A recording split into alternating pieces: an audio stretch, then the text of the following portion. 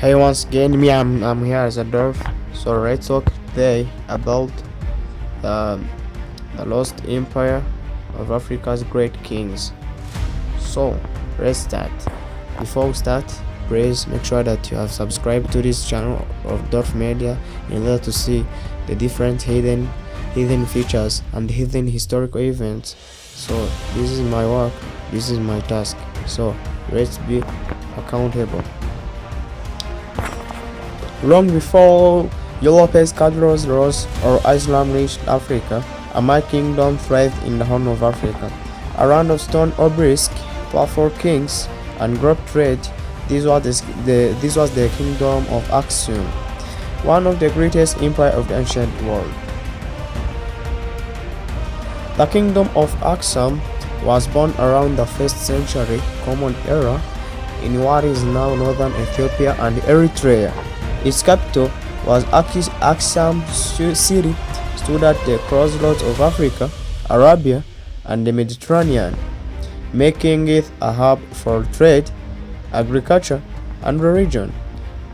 Aksum's merchants traded gold, ivory, spices, and frankincense for silk, grass, and olive oil from Rome, India, and beyond. Its coins engraved with kings' faces traveled across seas, providing Aksum's wealth and global influence. Ancient writers spoke of Aksum with awe. The Persian prophet Man once described it as one of the world's four great powers, alongside Rome, Persia, and China. From its high ranks, the Aksumite kings commanded powerful armies, controlling trade across the Red Sea and parts of Arabia.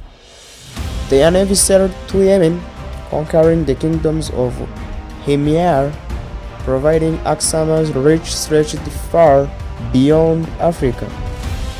Around the 4th century, King Ezana changed history.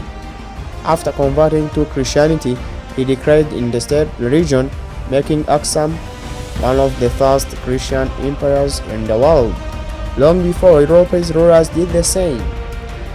Churches rose across the land, and crosses replaced the moon and the sun on Aksum's royal coins, a symbol of a new faith that endures in Ethiopia to this day. The kings of Aksum left behind monuments that defy time. The most famous, the obelisk of Aksum, massive stone pillars carved from single blocks of granite, standing as royal tomb makers and symbols of power. The largest of them, nearly 3 meters tall, once stood as one of the tallest monoliths in the ancient world. Even today, these structures inspire wonder, evidence of engineering, brilliance, and martial in Africa at the time. For centuries, Aksum ruled the Red Sea trade. Its ships carried Africa's treasures to India, Arabia, and Rome. But power fades, even for the mighty. By the 17th century, new Islamic empires began to dominate the seas, cutting off Aksum's trade routes. The empire slowly withdrew inland, its cities fading into memory. By the 10th century, the once great Aksum was silent, its people gone, its secret buried in stone. Yet, Aksum's legacy didn't die. His faith became the foundation of the Ethiopian Orthodox Church. Its royal bloodlines inspired later emperors, including Haile Selassie, who claimed descent from the Solomonic dynasty, tracing their lineage back to Kingdom Solomon and the Queen of Sheba. Today, the city of Aksum remains a holy place, a symbol of Africa's ancient power and spiritual heritage. Aksum was not just an African kingdom, it was a world empire, a bridge between continents, and a beacon of faith and innovation. Its stones still speak if we choose to listen. So, thank you. That was my conversation and the history.